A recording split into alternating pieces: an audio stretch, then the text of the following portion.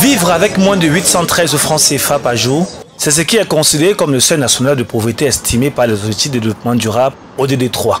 Pourtant, au Cameroun, 2 personnes sur 5 vivent avec moins de ce montant fixé. C'est ce qui ressort du rapport rendu public le 24 avril dernier sur la situation économique du pays par l'Institut national de la statistique l'INS dans le cadre de la 5e enquête camerounaise auprès des ménages. Des résultats qui, selon l'organe en charge de la statistique appliquée au Cameroun, s'expliquent par plusieurs facteurs. Il s'agit notamment d'une croissance économique insuffisante, la distorsion liée à la redistribution des richesses, ainsi que des différents chocs endogènes et exogènes liés au conflit russo-ukrainien et la fluctuation des coûts mondiaux des matières premières et des produits exportés.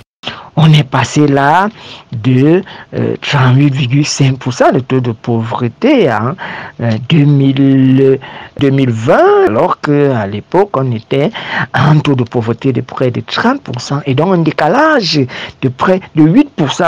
Par ailleurs, le rapport de l'INS ajoute que la pauvreté est plus répandue en milieu rural, où l'incidence est de 56,3%, tandis que le milieu urbain enregistre un indice beaucoup plus faible, estimé à 21,6%.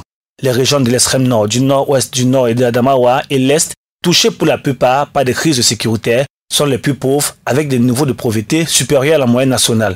Quant aux inégalités de consommation, elles demeurent à un niveau élevé, car les 20% des ménages les plus riches ont une consommation 10 fois supérieure à celle des 20% des ménages les plus pauvres.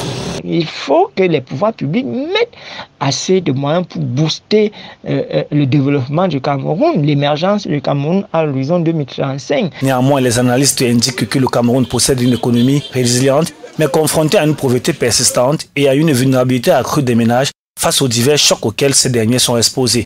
Dans ce rapport, l'INS fait également état de ce que la croissance économique moyenne annuelle est estimée à 2,6% sur la période 2020 à 2023. Le taux de pauvreté s'établit à 38,6% en 2021, comparé à l'objectif de 38,8% fixé par la SD30. Il y a près de 8 points d'écart à résorber. L'accélération et le renforcement de la mise en œuvre de la SD30, qui pour certains est déjà un flop, la mise en œuvre des stratégies sectorielles qui sous-entendent sont les voies à suivre.